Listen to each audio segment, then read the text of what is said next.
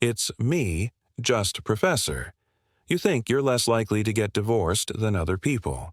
You think you're less likely to get sick, lose your job, or have an accident.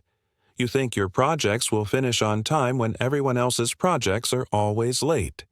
Your brain is lying to you about your odds, and it's setting you up for disaster. Think about the last big project you planned. Maybe moving to a new place, starting a business, planning a wedding, whatever. When you estimated how long it would take and how much it would cost, you were probably really optimistic. You thought things would go smoothly. You didn't plan for delays or problems. And then reality hit, and everything took longer and cost more than you expected. This happens to almost everyone. And it's not because you're bad at planning. It's because of optimism bias. Your brain automatically assumes the future will be better than the past or better than average, even when there's no reason to think that. Optimism bias is when you believe you're less likely to experience negative events and more likely to experience positive events compared to other people. You think bad things happen to others, not to you. You think your business will succeed, even though most businesses fail. You think your relationship will last, even though you know the divorce rate. You think you won't get in a car accident, even though millions of people do every year. Your brain takes statistics that apply to everyone and decides they don't apply to you. This happens because your brain is wired to be optimistic. From an evolutionary perspective, optimism kept our ancestors trying new things and taking risks that sometimes paid off. If early humans were perfectly realistic about danger, they might never have left their caves. So, some level of optimism is built into how we think. The problem is, this bias doesn't just make you hopeful. It makes you ignore real risks and fail to prepare for likely problems. The scary part is optimism bias affects everyone, even people who know about it. Even when you understand that you're biased toward optimism, you still think your specific situation is different. You still think the bad statistics don't apply to you. Your brain finds reasons why you're special, why your case is unique, why the risks that affect others won't affect you. Let me show you where optimism bias ruins things. Starting a business is probably the clearest example. Everyone knows that most new businesses fail. The statistics are brutal. More than half of small businesses don't make it past 5 years. But when someone starts their own business, they're convinced they'll be different. They think their idea is better. Their execution will be stronger. They'll work harder. They're optimistic about their chances when they should be realistic and prepared for failure. This isn't about crushing dreams. It's about preparation. Someone with realistic expectations might save more money before starting, might have a backup plan, might be more careful with spending. But optimism bias makes them confident everything will work out, so they don't prepare properly. Then, when problems hit, they're not ready. Relationships show this constantly. Everyone getting married knows the divorce rate, but they all think they'll be different. They think their love is stronger, their communication is better, they've learned from other people's mistakes. And maybe they have. But optimism bias makes them underestimate the real challenges of marriage and overestimate their ability to overcome those challenges. This leads to people entering marriage without really preparing for the hard parts. Health behaviors get destroyed by optimism bias. People know smoking causes cancer, but smokers think it won't happen to them. People know being overweight causes health problems, but they think they'll be fine. People know they should exercise and eat well, but they think they have time to start later and they'll be healthy anyway. Optimism bias makes future health consequences feel distant and unlikely, even though they're statistically probable. Financial planning suffers massively. People don't save for emergencies because they don't think emergencies will happen to them. They see other people lose jobs or have unexpected expenses, but they assume their situation is stable.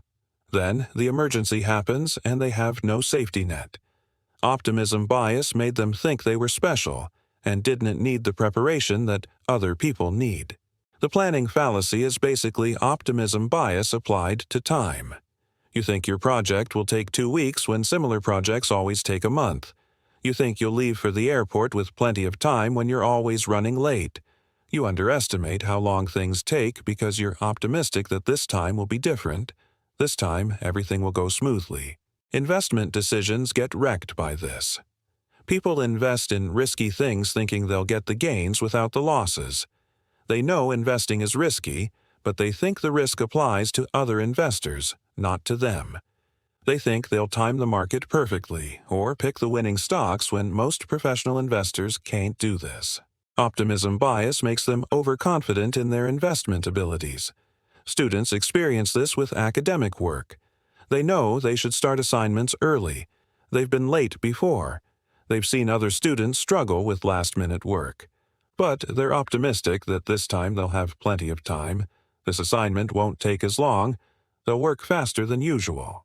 Then they're up all night before the deadline again.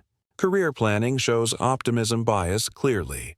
People think they'll get promoted quickly, that their career path will be smooth, that they'll achieve their goals on schedule.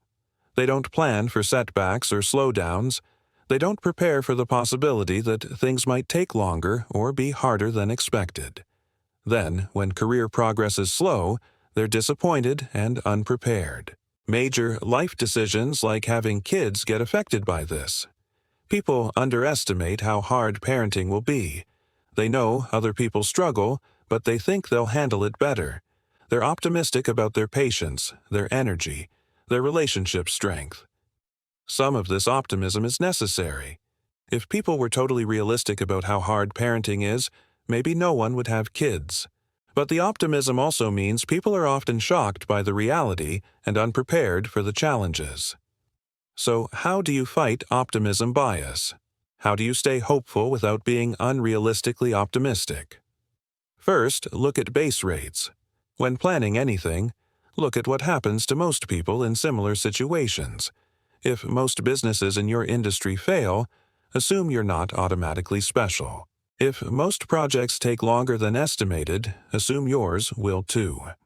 Base rates are your friend against optimism bias. They ground you in reality instead of hopeful fantasy.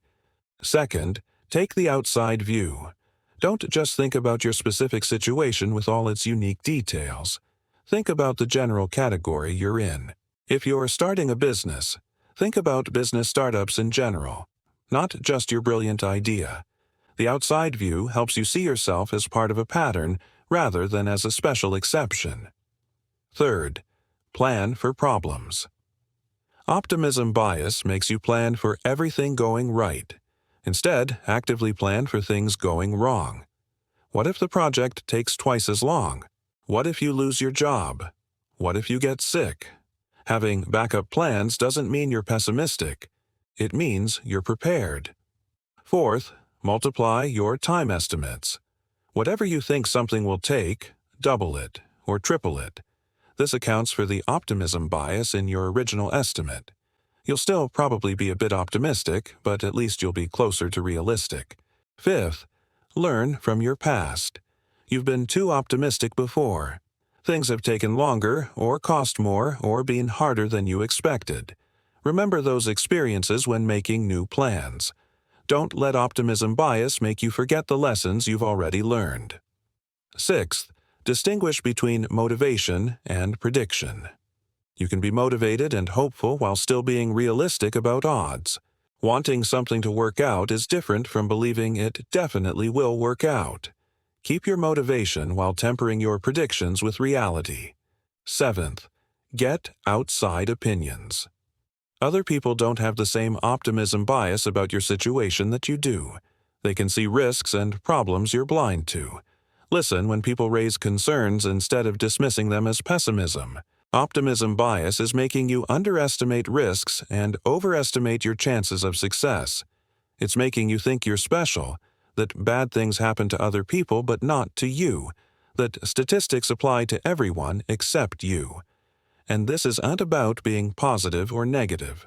It's about being realistic so you can actually prepare properly. Some optimism is good. It keeps you motivated and willing to try difficult things. But optimism bias goes beyond healthy optimism into unrealistic thinking that sets you up for failure. When you don't prepare for likely problems because you're convinced they won't happen to you, You're making those problems worse when they inevitably occur. The research on this is clear. People consistently overestimate their chances of positive outcomes and underestimate their chances of negative outcomes. This happens with health, relationships, careers, finances, projects, everything. And it happens even to people who know about the bias. Your brain is incredibly good at finding reasons why your situation is different, why you're the exception. Fighting optimism bias doesn't mean becoming pessimistic. It means being realistic. It means looking at base rates and preparing for likely problems. It means having backup plans and safety nets. It means understanding that you're not immune to the risks and challenges that affect everyone else. The next time you're planning something and feeling really confident it'll go smoothly, stop and question that confidence. Are you being realistic, or is optimism bias making you blind to risks? Have you planned for problems, or only for success? Are you prepared for things to take longer and cost more than you expect? Hope for the best, but plan for realistic outcomes. Be motivated, but don't let optimism make you stupid. Prepare properly instead of assuming you're special and immune to the problems everyone else faces. That's how you work with optimism bias instead of being controlled by it. Subscribe to learn about more biases distorting how you see yourself and your future.